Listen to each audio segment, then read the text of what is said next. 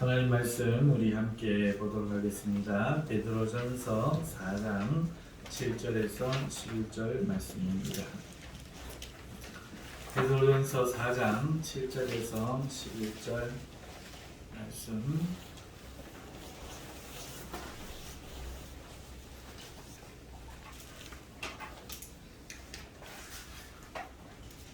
찾으셨으면 우리 함께 공독하시도록 하겠습니다. 만물의 마지막이 가까이 왔으니 그러므로 너희는 정신을 차리고 근신하여 기도하라. 무엇보다도 뜨겁게 서로 사랑할지니 사랑은 허다한 죄를 덮느니라. 서로 대적하기를 원망 없이 하고 각각 은사를 받은 대로 하나님이 여러 가지 은혜를 맡은 선한 청지기 같이 서로 봉사하라. 만일 누가 말하려면 하나님의 말씀을 하는 것 같이 하고 누가 봉사하려면 하나님이 공급하시는 힘으로 하는 것 같이 하라. 이는 범사에 예수 그리스도로 말미암아 하나님이 영광을 받으시게 하려 함이니 그에게 영광과 권능이 세세에 우분하도록 있느니라. 아멘. 잠시 기도하겠습니다. 사랑과 자비의 우리 주 예수 그리스도시여, 오늘도 당신의 말씀을 우리 성도들이 받기를 원합니다. 하나님, 정말 마른 막대기보다도 못한 부족한 종을 하나님 사용하여 주시며 오늘 성령께서 온전히 주장하셔서 하나님의 음성이 들려지게 하시고 깨달아지게 하시고 믿어지게 하시고 성령의 능력으로 열매 맺게 하여 주시옵소서. 예수님의 이름으로 기도하옵나이다. 아멘. 할렐루야. 지난 한 주간 안녕하셨습니까? 요즘은 안녕하셨습니까? 인사하지 않을 수가 없는 세월을 살고 있습니다. 여러분, 종말이라는 주제가 세상에서 사람들에게 늘 화제가 되는 주제인 것 같아요. 그래서 세상 종말 영화가 끊임없이 계속되어져 나오는 것만 봐도 그렇습니다. 여러분, 지금이 마지막 때라면 여러분들은 어떻게 살겠습니까? 세상 사람들은 종말에 어떤 일이 일어날까 그것을 궁금해합니다. 그 종말이 언제냐 그게 궁금하죠. 근데 예수님 믿는 사람들은 그게 궁금하지 않습니다. 왜냐하면 종말에 어떤 일이 일어날지 알고 그 때가 중요하지 않다는 것을 알기 때문입니다. 예수님 믿는 사람들에게 종말에 있어서 중요한 것은 주님이 재림하시고 그 재림주는 곧 심판주이시기 때문에 상벌이 있다는 것을 알기 때문에 예수님을 만날 때 기쁨으로 만나느냐 두려움으로 만나느냐 이것이 중요하기 때문에 성도들에게는 이 종말의 때를 어떻게 살아내느냐 어떤 식으로 사느냐 이게 중요합니다. 그래서 여러분들에게 묻습니다. 여러분들 마지막 때를 어떻게 사시겠습니까? 막연한 개념 말고 거룩하게 산다, 또 뭐 어떻게 여러 가지 개념들이 있습니다만 막연하게 말고 좀 더 명확하게 한두 가지로 내가 이렇게 살아야겠다 라고 한다면 여러분들은 어떻게 하시겠습니까? 오늘 제목에서 마지막 때를 어떻게 살 것인가 제목 정한 것처럼 오늘 본문에서 바로 그 이야기를 베드로 사도가 하고 있습니다. 마지막 때를 어떻게 살 것인가?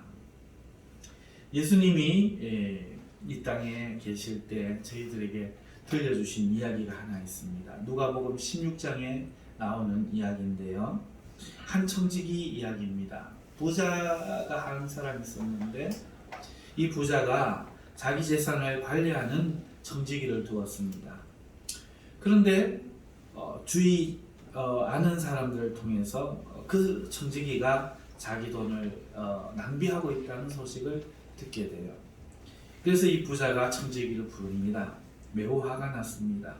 청지기는 변명을 하는데 부자는 그것이 더 이상 믿기지 않습니다. 그래서 너에 대한 소문이 내 지인들로부터 들리니 아니 땐 굴뚝에 연기가 나겠느냐. 나는 더 이상 너를 믿을 수 없다. 너는 네가 관리하던 내 재산에 대하여서 어떻게 관리했는지 장부를 가지고 와라. 그리고 세마라. 앞으로 너는 더 이상 내 재산을 관리할 수 없다 라고 통보를 합니다. 만일 그 재산이 빈다면은 청지기는 쫓겨날 뿐만 아니라 또 거기에 대한 책임을 물어야 될지도 모르겠습니다. 어쨌든 이 청지기는 대단히 당황하고 큰 고민에 빠지게 됩니다. 자기 앞가림, 그러니까 죄를 덮는 일을 아주 잘하는 사람이라서 죄가 걸릴 것 같지는 않았습니다. 머리가 영특한 사람입니다. 그런데 이 사람의 고민은 주인의 재산을 낭비한 것으로 양심에 가책받는 고민이 아니라 앞으로 이제 어떻게 살까, 무엇을 먹고 무엇을 해서 먹고 살까, 이게 걱정입니다. 성경에 보니까 땅을 파자니 힘이 없고, 이 사람은 아마 몸이 좀 약하고 머리가 좋은데 몸이 약한 사람인 것 같습니다. 빌어먹자니 부끄럽고 기술도 없고 그런 사람인 것 같아요. 고민하던 그가 얼큰이 하고 무릎을 치고 한 생각을 떠올렸습니다. 그는 자기 주인에게 빚진 사람들을 부르기 시작했습니다. 그들이 오자 다정하게 그들에게 인사하고 차를 대접합니다. 또 인자하게 대하면서 그들의 안부를 물어요. 그들의 사는 형편이 어떤지, 요즘 식구들은 어떻게 지내는지 안부를 묻습니다. 자식이 몇인지, 또 어디 아픈지 없는지 묻습니다.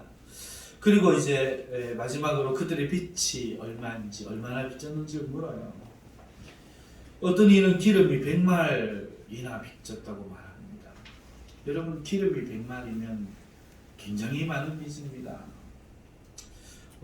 그래서 이 100말을 갚기가 참 어렵지요. 그래서 이 청지기는 그 큰 빚에 대해서 같이 염려를 해줍니다.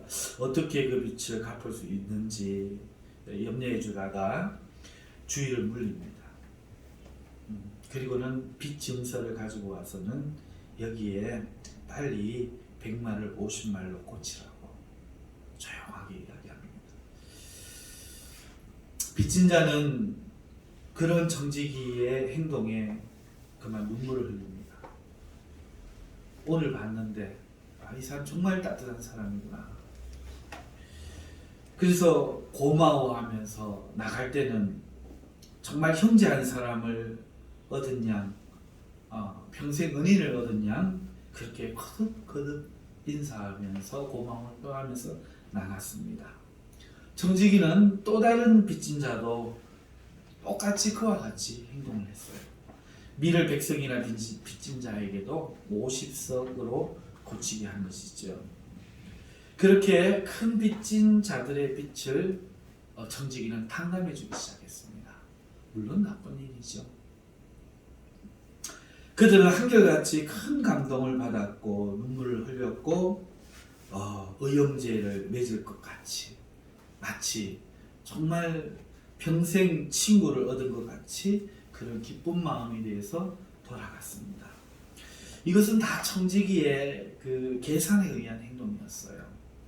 주인이 자기를 쫓아내면 그 사람들은 아마 생각하기를 자기를 도와주다가 그 직장을 잃었다고 생각하지 않겠습니까? 그렇게 믿을 겁니다. 설마 자기가 주인 돈을 낭비하다가 쫓겨났다고는 생각하지 않을 거예요. 자기 도와주다가 그렇게 쫓겨났다, 이렇게 믿으니 청지기 생각에는 그들이 그런 자신을 몰라라 하지 않을 거다. 자기 집에 영접해서 자기를 드리고 자기 일을 돌봐줄 거다, 이렇게 생각을 할 것이라고 예수님이 이야기를 해줍니다. 그러면서 이 세대의 아들들이 자기 시대에 있어서는 빛의 아들들보다 지혜롭다 말씀하는 거예요. 여기서 우리가 예수님의 슬픔이 느껴져요. 우리는 이 이야기를 어떻게 들었나요? 이 청지기가 지혜롭다고 들었나요? 예수님이 지혜롭다고 하니까? 그래요. 이 세상에 있어서는 자기 앞가림 하는데 말입니다. 자기 살궁리를 한단 말이죠. 적어도 주인이 그렇게 했을 때 양심이 어떻고 선이 어떻고를 떠나서 어떻게 하면 자기가 살아남을지는 생각할 줄 알더라는 거죠. 그런데 예수님이 하신 말처럼 이 세대들의 아들들이란 하나님 믿지 않는 사람들이고 또 빛의 아들들은 하나님을 믿는 사람이라고 우리가 생각할 때 하나님의 아들들은 그것도 못한다는 거예요. 이 악한 세대들이 하나님 주신 것을 이 청지기가 악한 세대니까요. 하나님께서 맡긴 것을 낭비하면서 자기 마음대로 쓰는 그 죄를 짓는데 빛의 아들들도 똑같이 한다는 거죠. 하나님께 경배하기보다는 자기를 위하여 살고 하나님 앞에 이제 하나님 것을 낭비했으니까 심판이 있을 터인데 이 하나님의 아들들은 이 머리가 안 돌아가는 거예요. 그러고 있다가 심판을 맞는단 말이죠. 근데 예수님이 이 시대에, 이 세대에 있어서는 이 시대의 아들들이 빛의 아들들보다 지혜롭다. 그런 안타까운 마음을 말씀하고 계신다는 겁니다. 사랑하는 성도 여러분, 이게 시대 말적인 것에 대한 비유 이야기라면 딱 지금 우리 상황에 맞습니다. 지금 우리가 시대 말이라면은 우리는 어떻게 살아야 되느냐? 무엇을 하며 살아야 되느냐? 이 청지기에게 배우라는 말이죠. 예수님. 이렇게 지혜로워야 된다는 겁니다. 자기 살 궁리를 해야 된다는 것이죠. 우리는 어떻게 해야 됩니까? 세상에다가 그렇게 할 수는 없습니다. 우리는 이것을 세상에 뭔가 이렇게 해서 살 궁리를 하라 이런 말로 들리겠지만 하나님이 속습니까? 안 속습니다. 우리는 결산을 하나님 앞에 해야 됩니다. 그러니까 이제는 불의한 이 재물로 하나님 앞을 섬겨야 된다. 이 이야기를 예수님이 해주시는 거예요. 자, 그러면 우리가 이야기를 잘못 들어서 야, 이제 토해내야 되는구나. 교회가 집을 팔아서 갖다 바치고 헌금을 많이 하고 이제 내일은 하지 말고 교회 일을 하고 이렇게 뭔가 보상을 해야 된다. 잘못하면 또 이 이야기가 이렇게 들려버려요. 지금까지 생각하는 생각은 다 잘못된 겁니다. 세상에 선한 일을 해야 된다는 것도 잘못된 말이고 교회 갖다 바쳐야 된다는 것도 틀린 말이에요. 하나님은 거기에 속지 않습니다. 이 청지기를 본받아라는 것은 그 행동을 본따라는 얘기가 아니라 적어도 자기 살 궁리를 하지 않느냐. 그 생각은 가지고 있지 않느냐. 그러니 너희들도 하나님 앞에 살 궁리를 해야 되지 않겠느냐. 그 마음을 가지자는 거예요. 그 지혜는 있어야 된다는 거예요. 그럼 우리는 하나님 앞에 지금 이 세상 마지막 때라면 우리는 어떻게 해야 되느냐. 불의한 재물로 섬겨라 하는 이 말을 우리가 오해해서 교회 헌금 많이 해라 그런 얘기가 아니라 하나님이 원하시는 행동을 불의한 재물로 해라 그런 뜻입니다. 사랑하는 성도 여러분, 이 이야기를 오늘 베드로전서 4장 7절에서 11절 말씀으로 제가 가져온 거예요. 베드로 사도의 이 뜻이 바로 이 뜻이라는 거예요. 여러분, 오늘 베드로 사도가 7절에 이야기합니다. 만물의 마지막이 가까이 왔다. 그러므로 너희는 정신을 차리고 근신하여 기도하라 말씀합니다. 사랑하는 성도 여러분, 만물의 마지막은 그 당시에 예를 들어서 지금부터 2000년 전이니까 서기 3년, 4년이나 혹은 성경이 쓰여진 몇십 년 뒤에 12월 달 어느 달을 이야기하는 게 아닐 거예요. 동의하십니까? 만물의 마지막이 오늘 우리가 맞은 2020년 12월 27일 마지막 주, 이걸 만물의 마지막 때라고 말하지 않을 것처럼 그 당시도 그랬을 겁니다. 적어도 이 만물의 마지막 때라는 것은 이 세상이 끝나는 날을 말한다는 것이죠. 이 세상이 끝날 때 어떻게 해야 되느냐? 베드로 사도가 두 가지로 이야기합니다. 그 첫 번째, 너희는 정신을 차리고 근신하여 기도하라 말씀합니다. 여러분, 실제로 이번 주일은 올해의 마지막을 우리가 지금 보내고 있는데요. 마지막은 항상 옵니다. 엊그제 시작한 것 같은데 벌써 마지막 주일입니다. 며칠만 남기고 있습니다. 여러분 2020년 한 해 어떻게 지내셨나요? 복되고 행복한 한 해가 되셨나요? 연초에 계획했던 일들은 다 이루셨습니까? 마지막이 되면 결산을 하게 되죠. 어떤 분들은 비교적 행복하셨을 수도 있고 많은 것들을 이루가셨을 수도 있지만 또 어떤 이들은 분명히 그 결산에 있어서 부끄러운 분들도 있을 겁니다. 주님, 이 마지막 때가 반드시 그렇다는 거예요. 근데 저는 올해와 이 마지막 때를 좀 겹쳐서 이야기 좀 하고 싶어요. 사랑하는 성도 여러분,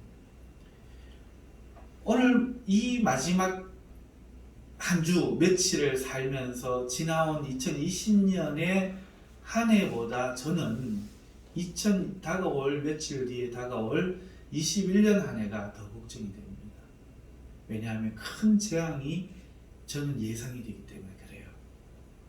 여러분, 작년 겨울 기억나시나요? 작년에 새해가 밝을 때 작년에 우리는 코로나로 시작했습니다. 그리고 그 코로나는 2020년 내내 우리에게 심적으로 육체적으로 고통을 주었죠.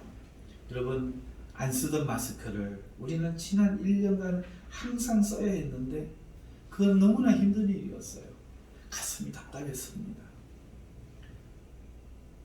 산소가 모자란 것 같고 처음에는 어떻게 쓰나 그랬는데 지금은 어느 정도 적응이 되었습니다만 이 코로나로 인해서 얼굴을 못 보는 그런 상황이 되었어요. 어디를 가지도 못하고 사람을 만나는 것도 늘 조심스러웠습니다. 저희 교회 방문한다는 사람도 코로나가 지나서 보자고 인사할 정도였죠. 그런가 하면은 그런 코로나 와중에 지난 한 해 경기는 또 얼마나 어려워졌습니까? 나라에 빚이 수십조가 더 생겼습니다. 여러분, 더 나쁜 소식은 이 상황이 언제 끝날지 기약이 없다는 거예요. 그게 슬픈 거죠. 여러분, 사람이 스트레스가 많으면 어떻게 되죠? 신경질적이 되고 폭발하게 되잖아요. 그래서 이 사회학자들이나 이 심리학자들은 그러한 우리 본성을 잘 심리학에서 다루고 있는데 정치에서도 그걸 다루어야 돼요. 이런 문제가 터졌으면 누군가가 책임을 져야 되는데 책임질 사람이 없잖아요. 그러니까 그 타겟을 교회로 돌린 거예요. 그래야 누구 탓이다. 이 물줄기가 분노의 물줄기가 트인단 말이에요. 누군가를 미워할 사람이 있어야 되는데 그것이 처음에 신천지가 되었고 그 다음은 교회가 되었고 그 다음은 광화문이 되었고 보수가 되었습니다. 그래서 교회는 올 한 해에 엉망진창이 되었죠. 예배가 금지가 되고 교회 간담이 욕먹고 교회 가지 마라 하고 심지어 교회 폐쇄법까지 만들어져 버렸습니다. 오늘 이 주일도 모든 교회들이 비대면 예배를 해야만 하고 인터넷으로 예배에 동참하고 있습니다. 지난 한 해 벌어진 일이에요. 그런데 이게 끝날 것 같지 않아요. 여러분, 임상시험을 온전히 거치지 않은 이 불안전한 백신이 나오기는 했습니다만은 백신보다 더 빠르게 변종 바이러스가 등장했습니다. 영국에서 화이자 백신을 맞고 있는데 다른 변이 바이러스가 나온 거예요. 여러분, 그 백신이 이 변종 바이러스에게 통할지 알 수 없는 것이 현실입니다. 아무도 모릅니다. 그런 판에 우리나라는 그 백신마저도 확보하지 못하고 있어요. 내년에 맞을 가능성이 있는지 모릅니다. 그런데 전문가들이 더 암담한 예상을 내어놓아요. 무슨 소식인가 하면은, 만일 우리가 백신을 맞게 되었을 때 백신이 충분하게 공급되어서 맞았을 때 가장 나쁜 상황은 이 코로나 바이러스가 그 백신의 면역을 갖는 경우가 겁니다. 면역을 가져버리면 더 감당하기 힘든 상황이 온다는 거예요. 여러분, 손 쓸 수가 없다는 겁니다. 그때는. 이게 전 세계적인 문제잖아요. 우리나라만 문제가 아니기 때문에 통제가 안 된다는 거예요. 전 세계가 단일 정부로 통치하지 않고서는 이게 불가능한 거예요. 그런데 단일 정부란 불가능하죠. 이념이 다르죠. 언론이 서로가 있죠. 입장이 다르죠. 서로의 어떤 실리적인 부분이 있죠. 어떻게 다른 한 나라가 누군가가 온 세계를 지휘해서 일사불란하게 할 수 있겠습니까? 이게 불가능한 일이죠. 그렇기 때문에 지금 교회가 겪고 있는 이 코로나로 인한 탄압이 언제 끝날지 알 수가 없다는 거죠. 여러분, 죄송해요. 교회 나오셨는데 굉장히 비관적인 이야기를 해서 죄송한데, 기왕 시작했으니까 한 김에 여러분 맞아 하십시다. 조금만 더 이야기할게요. 여러분, 온 세계가 이 코로나로 난리지만은, 그러나 한번 생각해 보십시오. 코로나 바이러스 사망률이 감기보다 낮다는 이야기는 들으셨죠? 가만두면 감기보다 죽는 사람이 적대요. 근데 왜 이렇게 해야 되죠? 우리가 그냥 일상생활을 하여 전 인구가 다 걸린다고 해도 코로나 죽는 사람들은 아주 일부입니다. 교통사고로 죽는 사람에 비해서 피할 바가 아니라는 거죠. 노환 중이거나 질병으로 면역력이 낮은 사람들은 사망할 가능성이 상당합니다. 그러나 건강한 사람들은 거기에 대한 면역체계가 결여된 사람 외에 대부분 사람들은 증상도 없이 스쳐 지나가거나 약간의 치료와 격리로 끝난다는 거예요. 그런데 코로나를 잡겠다고 방역의 통치를 내세운 후에 이 온 세계는 지금 심각한 경제난에 빠져들어가고 있어요. 감기 갖고 이러지 않습니다. 감기보다 수십 배 많은 사망률을 가진 교통사고 때문에 전 세계가 이렇게 팬데믹이 일어나진 않아요. 이유 없는 두려움으로 지금 온 세계가 이렇게 하고 있다는 거예요.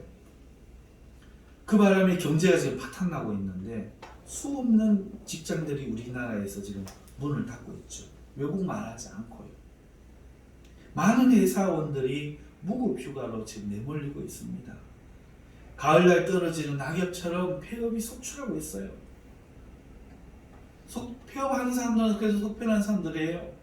자영업자들은 은행비 때문에 폐업도 못하고 울며 겨자 먹기로 유지해야 되는데, 건물주들은 임대료를 낮춰주면 건물값이 떨어진다고 해서 임대료도 안 낮춰준다고 합니다. 그리고는 심지어 은행마저 이젠 대출을 멈추었다고 합니다. 이게 현실입니다. 지금 현실입니다. 우리나라 현실. 이 상황이 1년 더 가면 어떻게 될까요? 정말 우리는 회복하기 어려운 타격을 받을 겁니다. 뭐 때문에? 뭘 위해서요? 아무도 말을 안 해요. 1년이 더 가면요, 전 국민이 빚더미에 앉을 수 있어요. 지금도 1인당 1,000만 원씩, 태어난 아이들 유아까지도 1,000만 원씩 빚이 지금 져 있어요. 뿐만 아니라 물가가 뛸 겁니다. 생필품 구하기가 힘들어질 거예요. 이미 파탄난 경제는 국가의 도움을 받아야만 살 수 있는 상황으로 국민을 내몰 수 있습니다. 어쩌면 우리도 베네수엘라처럼 그런 경험을 하게 될지 몰라요. 1년이 계속된다는 말이죠. 국민들이 생계가 다 무너졌다고 해보십시오. 생태계가, 경제의 생태계가 다 무너지면 국민들은 할 수 있는 게 아무것도 없습니다. 그저 정부를 바라봐야 돼요. 그러니까 정부의 지시를 따라야만 살 수가 있는 거예요. 그러니까 정부가 막강한 권력이 생기고, 그래서 그 막강한 권력과 통치가 국민의 자유보다 훨씬 더 중요하게 여겨지는 어쩔 수 없는 시대가 우리에게 도래할지 모릅니다. 그것도 1년, 2년 안에. 사랑하는 성도 여러분, 우리는 어떻게 해야 될까요? 이 현상이 과연 우연일까요? 어쩌면 이 현상은 시대만의 징조와 연관이 있을 수 있습니다. 요한계시록에 예고된 바로 그 일의 시작일 수 있다는 거예요. 주님 재림의 환란의 시작으로 우리가 이미 실제로 들어가고 있고, 오늘 베드로 사도가 만물의 마지막 때가 가까워 왔으니 라는 그 때가 이미 우리에게 도래했는지 모릅니다. 여러분, 마지막에는 적그리스도가 나타나지 않습니까? 이 상황과 이 문제 해결하기 위해서 여러분, 세계 단일 정부의 출범이 필요할 수도 있습니다. 그리고 그 실체가 적그리스도라면 오늘 우리는 방역이 문제가 아니에요. 며칠 참고 교회 안 나가면 신앙 지킬 수 있겠지. 나는 하나님을 버리는 게 아니야.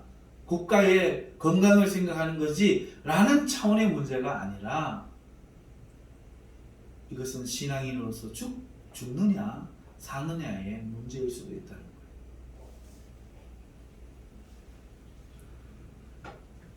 적그리스도는 신앙인들을 핍박할 겁니다. 그리고 거기에 넘어간 자와 넘어가지 않은 자들이 있을 터인데, 왜 넘어갑니까? 환난과 핍박이 있기 때문에 그렇습니다. 그리고 그 후에 주님의 재림이겠죠. 그래서 오늘 만물의 마지막 때에 정신을 차려야 된다고 말하고 있습니다. 근신하여 기도해야 된다고 말하고 있습니다. 이것이 이 시대의 마지막을 사는 성도의 첫 번째 모습이라고 베드로 사도가 이야기합니다. 여러분, 개념적으로 말고 막 이렇게 좀 붙잡을 수 있는, 어떻게 해야 되느냐, 좀 행동적으로 축소시키면요, 정신을 차리고 근신하고 기도해야 돼요. 이게 마지막 때 성도가 살 수 있는 첫 번째 길입니다. 따라합시다.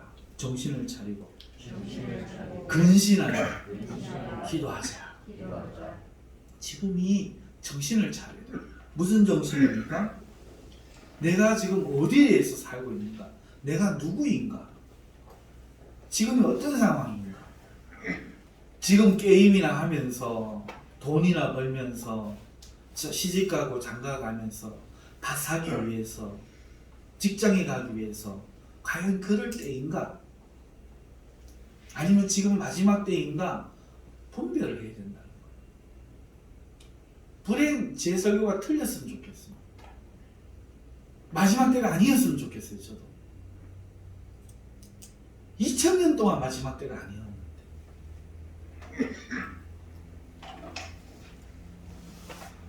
그런데 이 세계적인 현상을 보면서 지금이 정말 혹여라도 마지막 때라면 우리는 정신을 차려야 됩니다. 이제는 먹고 마시고 사느냐 죽느냐 그 문제가 아니에요. 하나님 편에 서느냐 하나님 편에 서지 않느냐의 문제입니다. 먹고 마시는 것은 더 이상, 살고 죽는 것은 더 이상 우리의 영역 아니에요. 우리는 죽으면 천국 가는 사람들이에요. 문제는 내 믿음이 준비되어 있느냐, 내 기름 등불이 준비되어 있느냐, 죽을 각오가 되어 있느냐.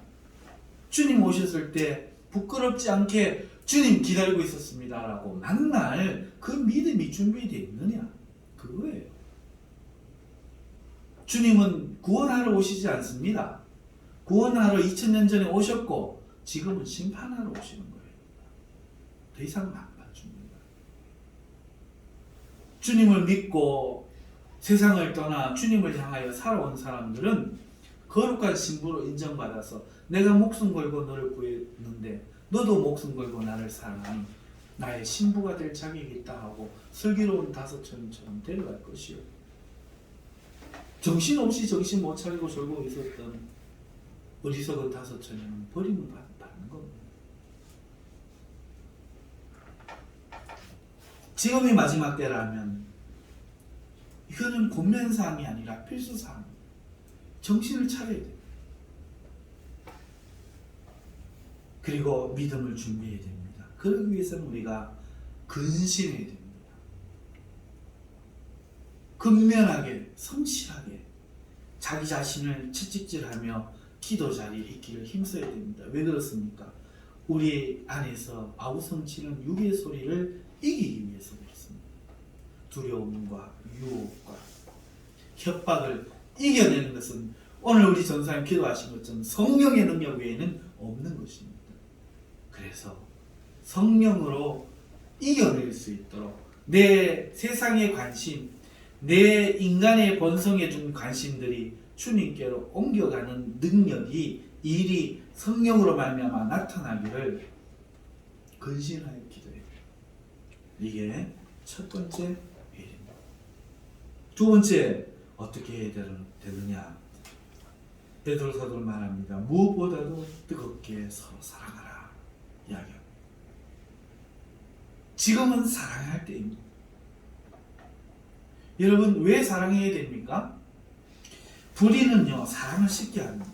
지금 무엇이 문제입니까? 온 세상에 불의가 문제입니다. 여러분, 옛날에는요, 목사님들이, 부모님들이 이거 왜 이렇습니까? 하면요, 내가 그랬는데, 죄송합니다. 이 양심의 부끄러움을 느낍니다. 자녀들이 아버지, 제가 깜빡했습니다. 그럽니다.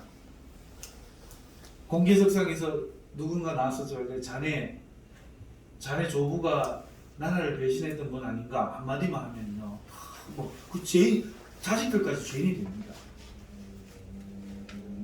그런데 지금 대정부 질문이나 청문회 할 때 보면요, 그게 없습니다. 우기기 바쁩니다. 질문하는 사람도 죄인이요, 질문을 받는 사람도 양심이 없습니다. 부끄러움은 얼굴에 찾아볼 수 없습니다.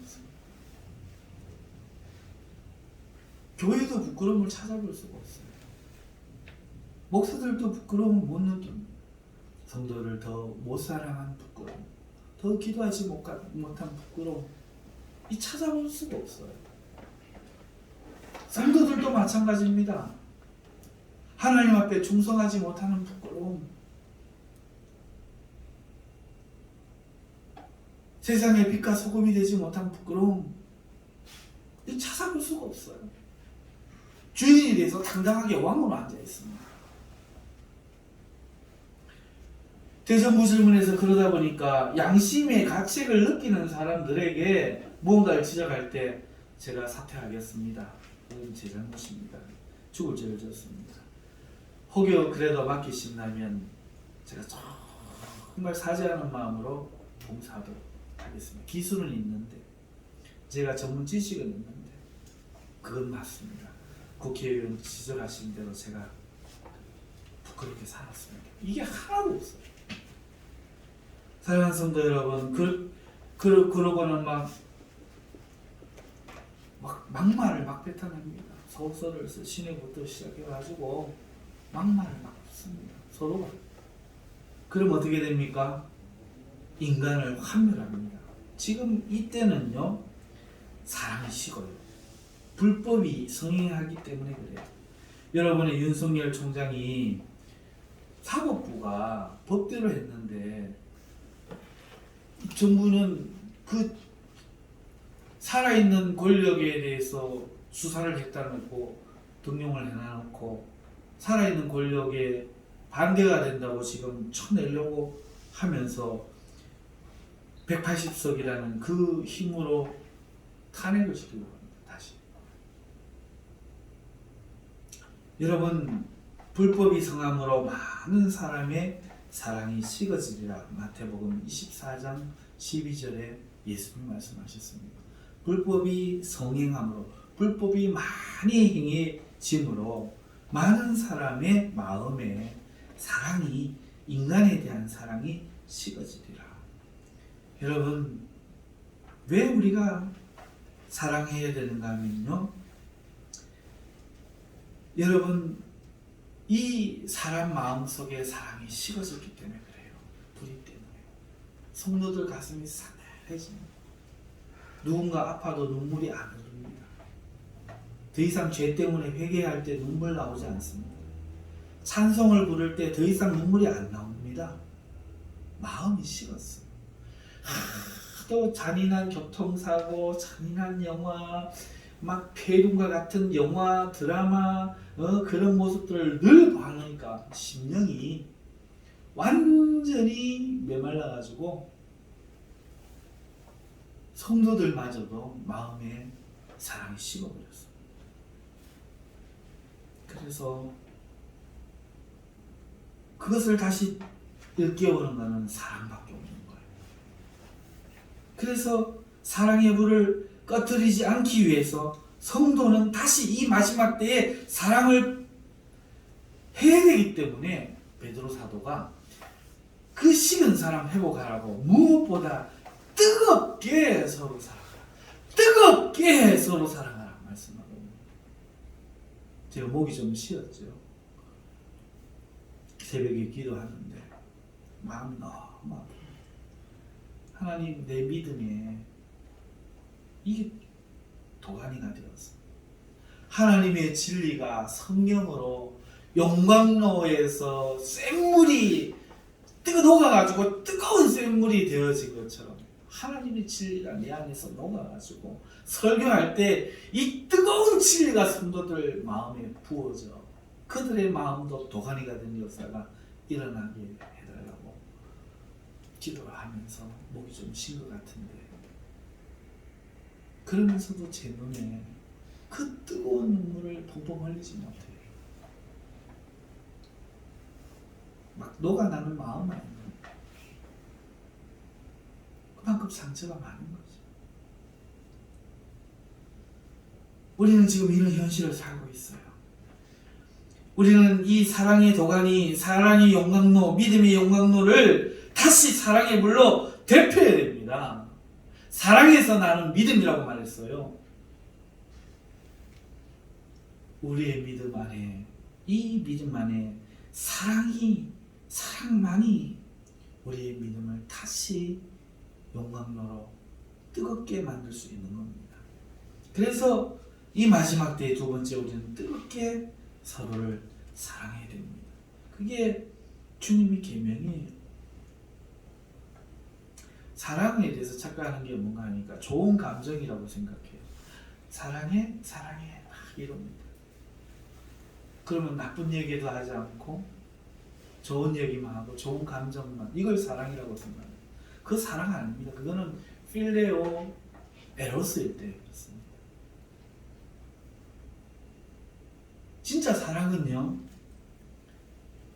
앓는 자식 사랑하는 부모의 마음이에요. 지적장애를 둔 부모의 마음. 정상적으로 판단하면, 정상적인 아이라면 어떻게 그렇게 할 수 있겠습니까? 많은 아프기 때문에. 하나님이 우리를 보실 때 우리가 그래 보여요. 우리가 이뻐서가 아닙니다. 불쌍해서입니다. 그래서 죽어주시는 거예요. 십자가가 사랑이라고 하지 않습니까? 하나님이 세상을 이처럼 사랑하사 독생자를 주셨으니 그 십자가가 사랑의 증거라는 거예요. 그것은 우리가 이뻐서 너무너무 잘해서가 아니라 불쌍해서 못 견뎌서예요. 그게 사랑입니다. 오늘 너희가 서로 뜨겁게 사랑하라는 것은 바로 그 말입니다. 그래서 그 다음 말씀이 이어지지 않습니까? 원망하지 말고 서로를 대접하라고 하지 않습니까? 사랑할 만해서 좋아서가 아니라는 거예요. 여러분, 우리가 이렇게 사랑을 하면요, 사랑하는 자는 계명을 지키는 자가 돼요. 그렇죠? 예수님이 나를 사랑하는 자는 내 계명을 지키라고. 내 계명은 내가 너희를 사랑하는 것 같이 너희도 서로 사랑하는 것입니다. 말씀하셨습니다. 그러니까 뜨겁게 사랑할 때 예수님의 계명을 지키는 거고, 그 지켜야 예수님을 사랑하는 거예요. 그래야 예수님의 보혈이 우리를 덮어줄 수 있는 거예요. 합당한 거죠. 사랑은 허다한 죄를 덮는다는 말씀이 이 말이에요. 우리가 뜨겁게 사랑하면, 형제를 원망하지 말고 뜨겁게 사랑하면은 하나님이 예수님을 사랑한 걸 여겨주셔서 우리의 죄도 그 사랑을 덮어주신다, 그 얘기예요. 우리끼리 사랑하면서 그 사람 허물 덮어라, 그 얘기가 아니고,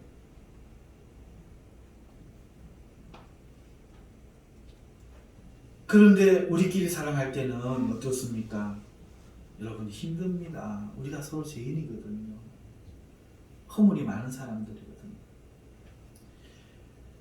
나는 일을 하는데 너는 일을 하지 않는다 하면 원망이 생깁니다. 내가 너를 대접하는데 네가 나를 대접하지 않으면 하기가 싫어지는 게 사람입니다. 그런데 그 사랑 이야기하는 거 아닙니다. 원망하지 말고 서로를 대접하라고 말하지 않습니까? 그러니까 이 사랑은 하나님의 사랑하라, 그 얘기입니다. 사랑은 받고자 하는 것으로 하지 않고 사랑할 수밖에 없어서 되어진 것도 아니고 오직 명령에 따라 하나님이 우리를 불쌍히 여긴 것처럼 불쌍히 여기는 그 사랑, 그 사랑을 하라는 겁니다. 왜냐하면 우리는 사랑받지 않으면 살 수 없는 존재들이기 때문에. 이 마지막 때에 사랑할 만해서 하는 것이 아니라 내가 하기 때문에 그 사람도 나를 대접하고 내 행동에 반응하기 때문이 아니라 사랑하지 않으면 살 수 없는 사랑이기 때문에 사랑하라는 겁니다. 그게 이 마지막 때를 살아가는 거라는 거예요. 그러면서 봉사에 대해서 이야기하죠. 받은 은사대로 서로에게 봉사하라 말하고 있습니다. 없는 거 사랑하지 말고 잘할 수 있는 걸로 사랑하라는 겁니다. 내게 돈이 있으면 돈으로, 말을 잘하는 사람은 말로, 상냥한 사람은 상냥함으로, 기도한 사람은 기도로, 니는 뭐 하노? 이러지 말고 받은 은사를 가지고 원망하지 말고 내 사랑할 목만 하라는 겁니다. 그 이야기가 하나님의 은혜를 맡은 선한 청지기 있냐 하라는 말씀이잖아요. 내 것을 한다, 내 힘으로 한다 할 때 우리는 할 수가 없는 거예요. 우리의 모든 것은 하나님 것이잖아요. 우리는 청지기입니다. 그런데 하나님의 은혜를 맡은 선한 청지기라고 하잖아요. 하나님의, 지금 내가 이 일을 하면서 내 걸로 내 걸 준다, 내 힘으로 한다 생각하지 말고 하나님의 은혜를 베풀려고 그거를 내게 맡겼다, 그걸 맡은 청지기다, 나는 선한 청지기다, 이렇게 생각하고 자기의 가진 은사를 가지고 서로에게 봉사하는데 원망하지 말고 하면 하나님이 너희의 허물도, 너희의 많은 죄도, 허다한 죄도 덮으실 거다, 이 말씀입니다. 또 구체적으로 이야기합니다. 왜 베드로 사도의 방식이 그렇지 않습니까? 강의하면서 제가 말씀드렸지요. 모를까봐 구체적으로 점점 더 논문 식으로 세부적으로 들어가는 거예요. 그 다음 이어지는 말이 뭡니까? 말을 할 때는 하나님의 말씀하는 것처럼. 하나님이 야 니도 한 밥 사봐라 이러시겠습니까? 그러니까 말을 할 때는 하나님처럼 하라는 거예요. 은혜롭게 하라는 겁니다. 은혜롭게 하라는 겁니다. 하나님이 우리의 죄 지을 때 어떻게 하십니까? 꾸짖지 않습니까? 회개하라고 하지 않습니까? 그러니까 우리는 죄를 꾸짖어야 됩니다. 그 사람 편을 들지 말고 진리 편에 서서 사랑해야 됩니다. 심판을 선포하며 회개를 선포하며 촉구하며 복음을 전하는 겁니다. 그렇게 믿으면 안 된다고. 영혼을 사랑해서 진리를 가지고 사랑하는 거죠. 내 입장에서 원망하면서 기분 나빠하면서 그렇게 하는 것은 사람의 생각으로 말하는 것이고, 하나님의 은혜의 말씀을 전하는 것은 하나님의 생각으로 말하는 것입니다. 말이 끝나니까 이번에 또 행동도 거론합니다. 봉사할 때는 하나님이 공급하시는 힘으로 하는 것 같이 하십시오 하고 말씀하고 있지 않습니까? 봉사할 때 하나님이 공급하시는 힘으로 하라는 말은 자기 거 가지고 하려고 하지 말고 하나님 의지하고 자기 거 가지고 있는 것을 믿지 말고 도와주실 하나님 바라보고 하라는 거예요. 봉사를 그렇게 하라는 겁니다. 이거는 내가 할 수 있는 일을 하라는 게 아니라 할 수 없는 것도 봉사라는 거죠. 봉사는 대가를 바라보고 하는 것이 아니라 그냥 하는 거잖아요. 아무것도 기대하지 말고 대가를 바라지 말고 할 수 있음에 내가 가진 것 이상이 들지라도 그렇게 하라는 거예요. 왜? 하나님 의지야. 선한 사마리아 인의 비유가 뭡니까? 강도 만난 자를 주막에 데려다 주고 돈을 주면서 이걸로 치료하고 먹여라. 이게 모자라면 내가 올 때 다시 돈을 더 주마. 바로 이 이야기 아닙니까? 사랑하는 성도 여러분, 그렇게 해서 하나님이 예수 그리스도로 말미암아 영광을 받게 하라. 만물의 때가 가까이 왔으니 말씀합니다. 만물의 때가 가까이 왔으니 그 말 속에 이 두 가지가 있는 거예요. 정신을 차려 근신하여 기도하라. 너희가 뜨겁게 서로 사랑하라. 이 두 가지가 있는 거예요. 오늘 이 상황이 적그리스도의 등장과 반란과 핍박과 주님의 재림으로 이어지는 2000년은 지났지만 진정한 이 마지막 때에 정말 시작이 된다면, 이게 틀렸으면 좋겠지만 된다면 이 말씀은 지금 우리의 말씀입니다. 더 이상 먹고 사는 게 문제가 아니에요. 직장이 문제가 아니에요. 내가 주님 안에 있느냐 없느냐, 기름 덮을 준비됐느냐 안 됐느냐, 이게 문제입니다. 내가 지금 하나님 말씀대로 살고 있느냐 아니냐, 이게 문제입니다. 사랑하는 성도 여러분,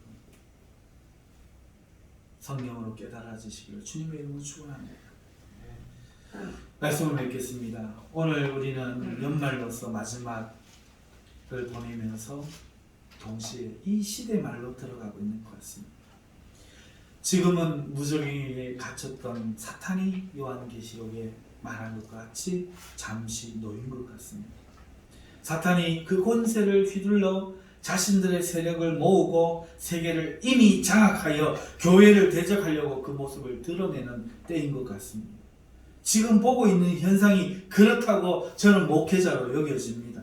도무지 상식으로는 이해되지 않는 일이, 비상식적인 일이 지금 성행하는 것을 보면서 저는 그렇게 믿어집니다.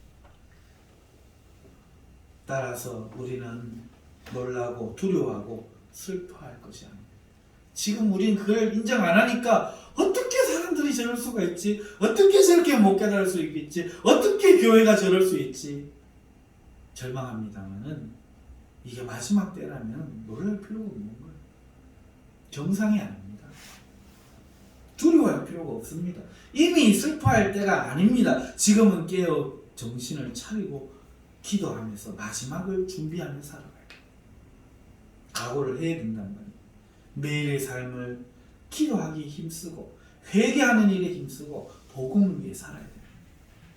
지금은 형제를 사랑하며 섬기면서 하나님께 영광 돌리는 삶을 살면서 재림하여 오실 주님의 얼굴을 부끄럼 없이 바라보도록 준비되어야 되는 때입니다. 누구를 원망하고 세상을 바꾸려 할 때가 아니에요. 사랑할 수 있는 사람을 사랑하는 건 사랑이 아닙니다. 2021년 정말 녹록치 않겠지만 만일 우리가 잠들지 않고 깨어 기도하며 주와 동행한다면 하나님이 능히 우리들로 하여금 이길 힘을 주실 줄 믿습니다. 우리 모두 믿음의 심호흡 한번 크게 하시고 새해 용기를 갖고 살아가시기를 주님의 이름으로 축원합니다.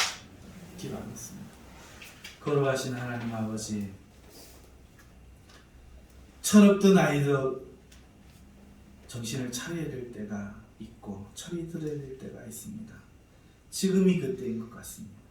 하나님 아버지여, 도무지 이해가 안 되는 우리 살아왔던 정서에 화합지 않는 비논리적이고 비인간적인 일들이 세상을 무시무시하게 해일처럼 덮고 있습니다. 우리의 신념들이 지진난 땅처럼 지금 흔들리며 갈라지고 있습니다. 이렇게 안 될 거라고 믿었던 믿음들이 다 깨어지고 있습니다. 그러나 이게 마지막이라면 그건 놀라운 일이 아닙니다. 하나님 아버지, 지금은 우리가 반석 위에 올라앉을 때입니다. 하나님의 날개 아래 숨을 때입니다. 하나님이여, 정신을 차려 기도하면서 뜨겁게 형제를 사랑하면서 놀라지 말고 오실 주님을 기다리며 기도하며 나아가노라면 순교할 자는 순교하겠지만 마음이 연약하고 힘든 자들은 하나님이 숨겨주실 줄 믿습니다. 하나님을 위하여 목숨까지 내놓을 믿음이 있든지 없든지 간에 중요한 것은 정신을 차리고 주님 안에 숨는 것입니다. 더 이상 노아 홍수 때처럼 먹고 마시고 시집가고 장가가고 밭을 사고 팔고 소 길들이는 일에 정신 팔리지 말고 하나님 앞에 돌아서게 하여 주시옵소서. 예수님의 이름으로 기도하옵나이다. 아멘.